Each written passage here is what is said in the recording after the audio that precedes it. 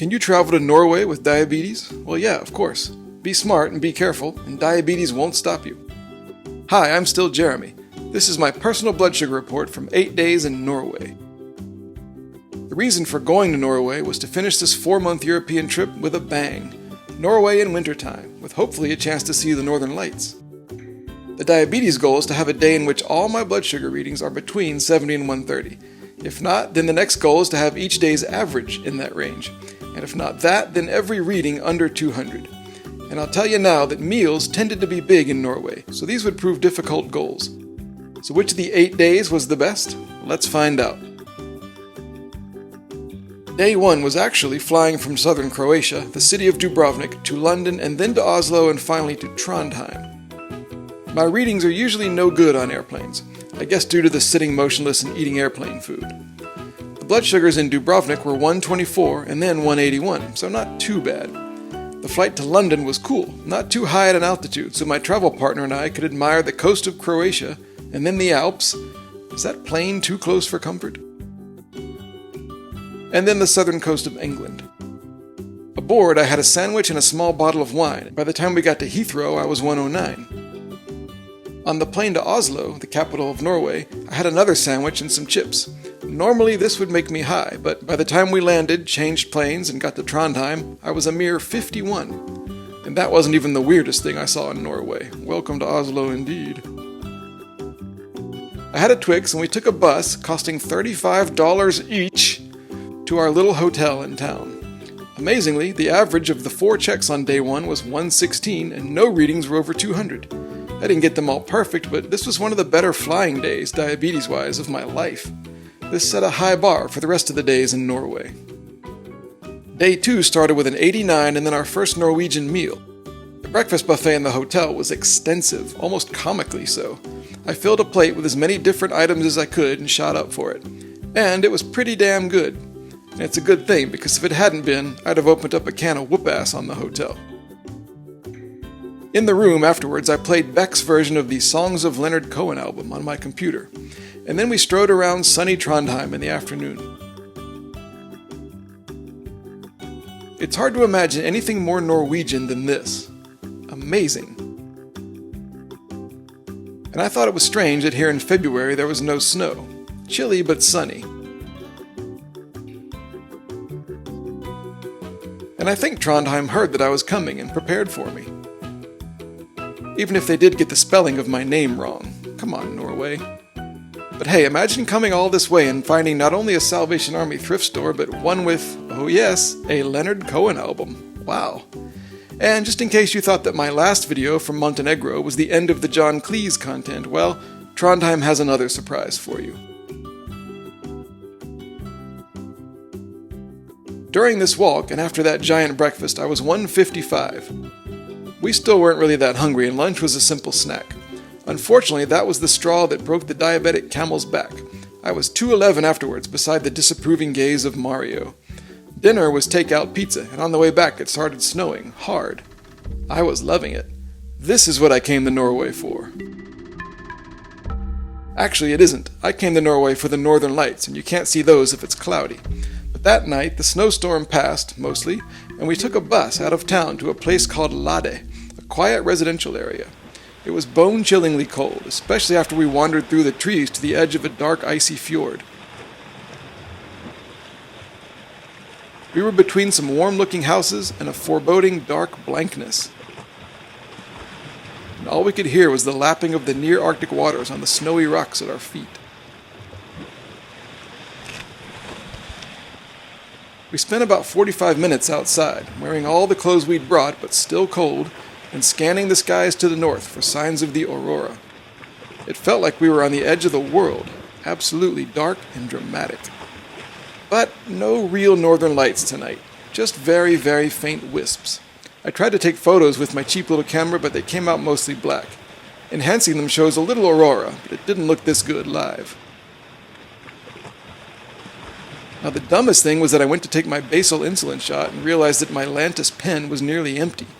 So we had to leave earlier than planned, find a bus back to Trondheim, a bus that slid around the snowy road at one point, and, avoiding a coma, I finally got my basal shot in the hotel. What a stupid mistake. Note to self. When being a hardy, ruthless Viking, bring enough insulin. But after all the excitement, I was 180, making today's average 159. Oh well, not too bad, and what a day. Day 3 started with a 224 and 2 plates with 42 different types of food for breakfast, and that was still less than half of what they had. We said goodbye to Billie Holiday and Mick Jagger and walked around Trondheim, now covered in snow like it's supposed to be. Wondrous scenery.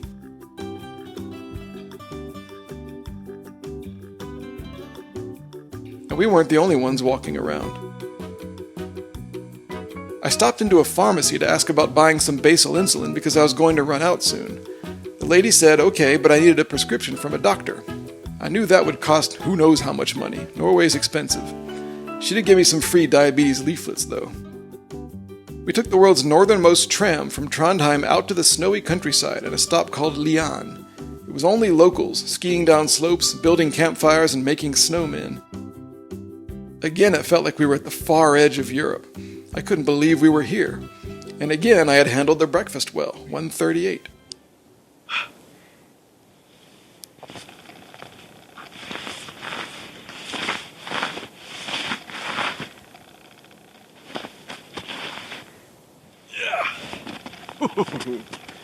Oh, how is it?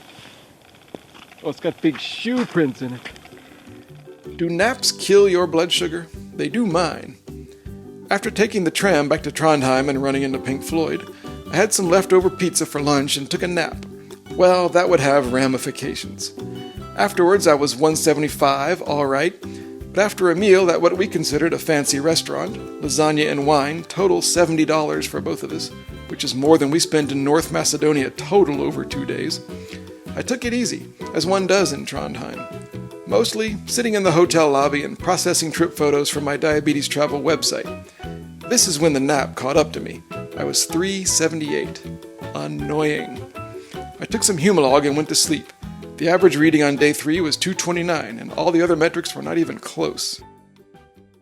Of course, on the morning of day 4, I was still a little high, 229. I had a smaller breakfast and we checked out, walked through the eerie pre-dawn quietness of Trondheim, and got on the one daily train heading even further north, across the Arctic Circle to the town of this.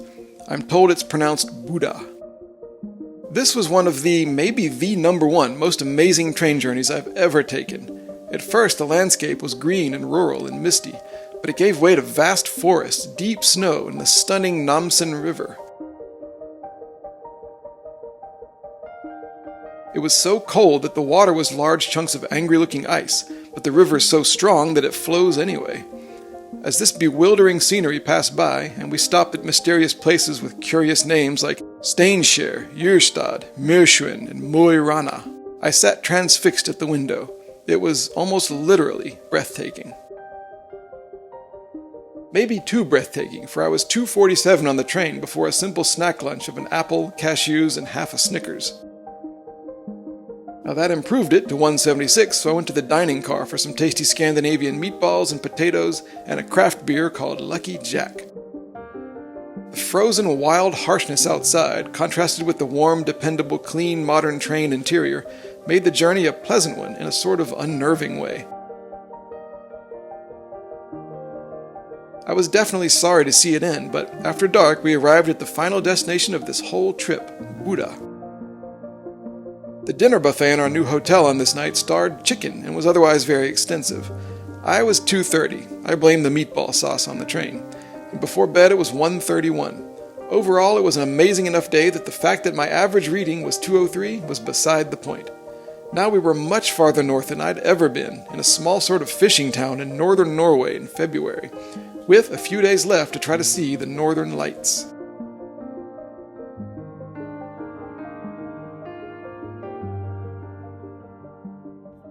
Day 5 started with a 164 and the revelation that the breakfast buffet in this hotel was at least as extensive as the one in Trondheim.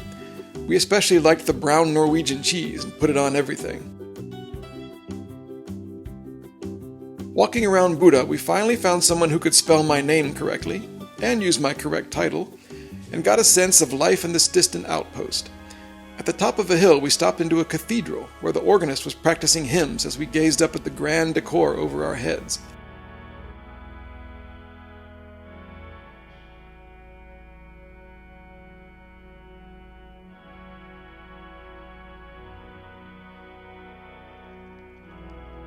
Outside, we got a sense of the characters and the rhythms of life in Buda. And I stopped into another pharmacy for a second attempt at buying some Lantus. This time, the clerk was a girl from Sweden who had moved to Buda just for fun. She said she could sell me some insulin under a special emergency tourist rule, so I bought some Lantus to get me through the rest of the trip. Success! There's always a way. Lunch wasn't served in our hotel, but they did make waffles available in the afternoons. So we made some when we got back, and I'll tell you now that over 4 days in Buda, we never once ate outside the hotel. Every breakfast and dinner was from the buffet, and every lunch was waffles, and I don't regret a thing. Anyway, before dinner, my blood sugar was 182, and it was taco night, filling and delicious. Before bed, I was 132, making the day's average 184. Getting a bit better, but that 132 was on its way down, although I didn't yet know it. Day 6 had a rough start. At 3:30 a.m., I woke up feeling low and was 49. I overdid the carbs, 40 grams from a bottle of juice. But then at 9:30, I was still low, 69. Does that mean if I hadn't had the juice, I'd have woken up at minus 130? I hate it when diabetes ignores math. Breakfast was a little bit smaller than usual as I tried to calm things down. And we didn't leave the hotel all day. I worked in the lobby on my computer, on trip photos for the website, and wandered the hallways looking at the displays and decorations from decades past.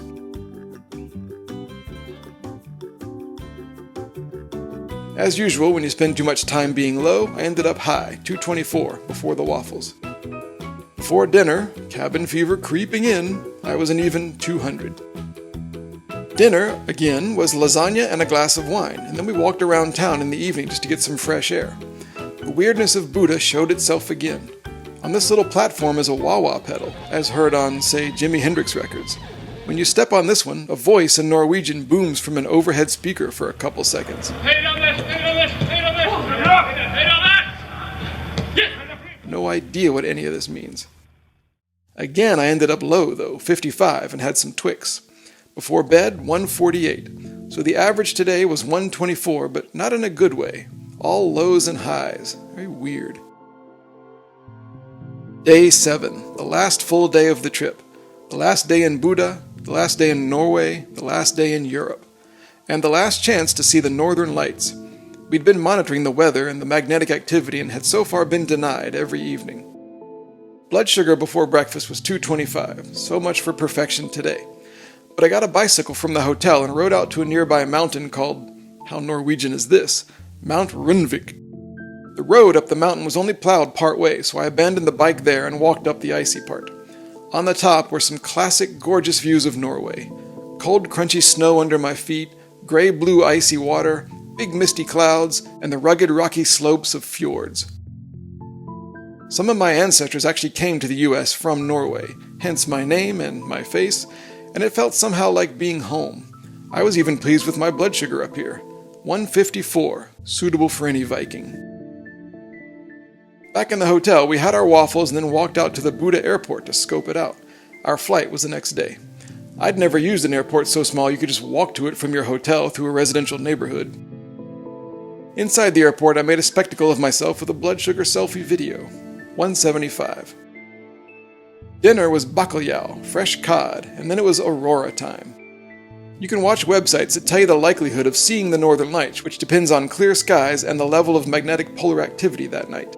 Tonight's forecast was, maybe, give it a shot. We got coffees from the hotel bar and walked out to the end of a pier where it was darker. We stayed for a while, freezing cold as the wind blew through the fjord under a solid black sky. The coffees were soon gone and had become refrigerator cold anyway. And we did see some northern lights.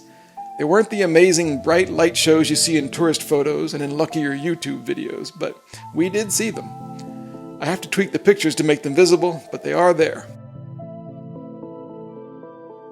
It was a great ending to the trip. 132 days in Europe, from Sweden all the way down to Albania and then back all the way up to northern Norway, ending with a tantalizing peek at northern lights, a little taste to make you want to return and try again. Back in the room at 1:30 a.m., I was 154 for the second time today. The day's average, 177. Day 8 was a day of traveling. An an early plane from Buda back to Oslo, where we landed on a snowy runway, and then a long flight over Greenland and Canada to the US. Blood sugars on the planes were pretty consistent.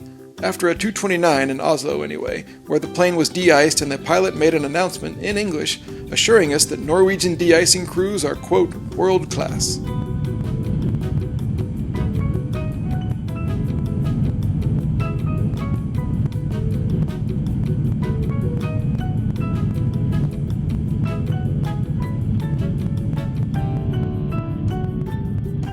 I took insulin and had a sandwich and was 196, and then had this, which I can't pronounce, and after that was 192, and then I had a chicken fajita wrap, and in the airport in Newark was 199.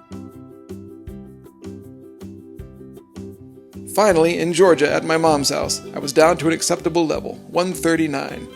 Thanks, Tucker. Good to see you again. The average of this long travel day was 191, but I'm happy when I can travel by plane and never be over 200.